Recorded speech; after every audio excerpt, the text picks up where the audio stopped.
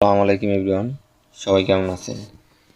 আশা করি সবাই অনেক অনেক ভালো আছেন। আলহামদুলিল্লাহ আমি অনেক ভালো আছি।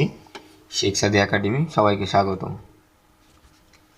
অলরেডি আমরা একটা ভিডিও দেখছিলাম, ইন্ট্রোডাকশন ভিডিও, তাই না? এখন হচ্ছে আমাদের যেটা কাজ, আমরা আজকে ইনলাইন সিএসএস দেখব। ইনলাইন সিএসএসটা কীভাবে বা কী, এটা দেখার জন্য আমরা ডেস্কটপে চলে যাই, ইনলাইন অ্যান্ড কালার দেখবো। ওকে, চলুন তাহলে শুরু করা যায়। ইনলাইন সিএসএস কি, আমরা ফার্স্টে এখানে একটা ফোল্ডার নেব। ওকে, আমরা কন্ট্রোল শিফট এ দিলে আমাদের কিবোর্ড থেকে নিউ একটা ফোল্ডার হবে। ওকে, আশা করি বুঝতে পারছেন। কন্ট্রোল শিফট এন চাপ দিলে আমাদের একটা ফোল্ডার হবে। এখানে আমার নাম দিলাম সিএসএস ওয়াল ফাইল। ওকে, এটা আমরা দিলাম, এন্টার দিলাম। এর ভিতরে যাই আমরা একটা কাজ করব। এখানে আমরা কাজ করবো, এখানে আমরা আরেকটা ফোল্ডার নেব, কন্ট্রোল শিফট এন চাপ দিয়ে। ঠিক আছে, এই ভিতরে আমরা লিখলাম যে সিএসএস part-01। ওকে, এন্টার দিলাম। এর ভিতরে আমরা একটা মাউসের রাইটে ক্লিক করে এইখানে রাখবেন। এখানে রাখার পরে কিবোর্ড থেকে WT দেবেন, তাহলে আপনাদের একটা এরকম একটা চলে আসবে। ঠিক আছে, আপনারা এটা কষ্ট করে আপনারা কীভাবে নিতেন, এইখানে যায় নিতে যায় এইখানে টেক্সট ডকুমেন্ট। ঠিক আছে, আর এইটা আপনার সংক্ষেপে নিতে পারবেন, এখানে রাখে WT দিলে পরে হয়ে যাবে। ওকে, আশা করি বুঝতে পারছেন। না বুঝলে আমি আরেকবার দেখাই। এটা ফার্স্ট হচ্ছে মাউসের রাইটে ক্লিক করে নিউতে যা এখানে রাখার পরে কিবোর্ড থেকে WT দিলেই চলে আসবে। ওকে, এরপরে পুরোটা ব্লক করে আমরা index.html লিখে দিলাম। এটাকে আমরা ওপেন করে নেই, ওপেন। আর অবশ্যই আমি VS কোড ব্যবহার করব। যারা আপনারা যে কোনো কোড এডিটর ব্যবহার করতে পারেন, কিন্তু আমি VS কোড ব্যবহার করব। যারা VS কোড ব্যবহার করবেন আশা করি আমার মতে ভালোই হবে। VS code the best. ঠিক আছে, আমরা ফার্স্টে যেটা করব, আমরা আমাদের লেখাগুলো নিয়ে আসবো। ঠিক আছে, আমরা HTML দেখছি কীভাবে করতে হবে এগুলো। এই জন্য যারা HTML দেখেন নাই, আমারটা বা অন্য কারোটা দেখার পরে আদারওয়াইজ CSSটা প্র্যাকটিস করবেন। ওকে, HTML5 লিখে আমি এন্টার দিলাম, অটোমেটিক আমার চলে আসছে। এখানে আমরা টাইটেলে দিতে পারি CSS3 inline, CSS3 part-01 inline CSS। ওকে, এটা আমরা দিলাম টাইটেল। এখন আমাদের ফার্স্টে যে কাজটা, ইনলাইন CSS আমরা কীভাবে লিখতে পারি, তাই না? এখন সাপোজ আমি এখানে এটা P ট্যাগ নিলাম, সাপোজ এটা P লরেন নিলাম হচ্ছিল 5। আমরা সেভ দিলাম, সেভ দেওয়ার পর আমরা রান করি এটাকে। এই যে রান তো মনে আছে, আমরা এখানে যাই। এই যে অলরেডি আমাদের এই যে লাইনটা আছে, তাই না? একটু খেয়াল করেন, এই যে এইটা।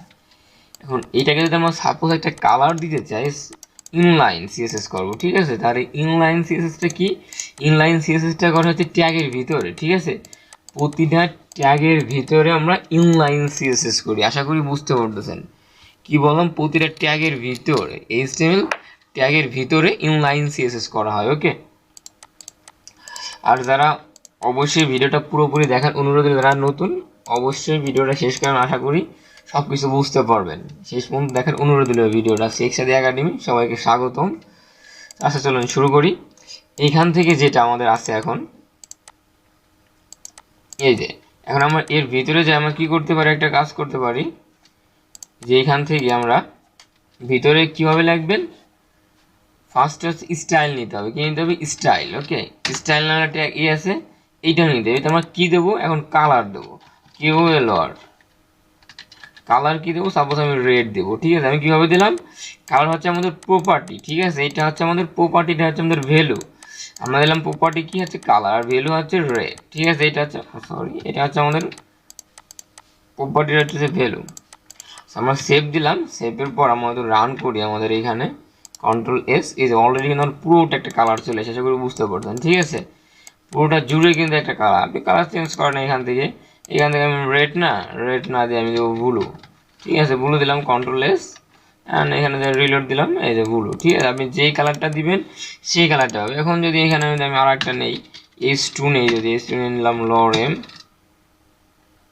4 পিক্সেল, এইটার ভিতরে আমরা দিতে পারি কি হবে, স্টাইল লিখে এন্টার দিলাম। এবার আমি দিলাম হচ্ছিল 8 GB। ঠিক আছে,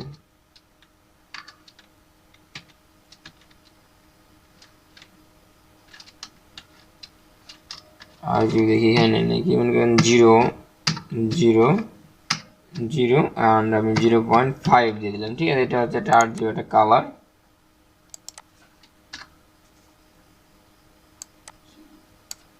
এটা আমরা একটু পরে দিতে পারি।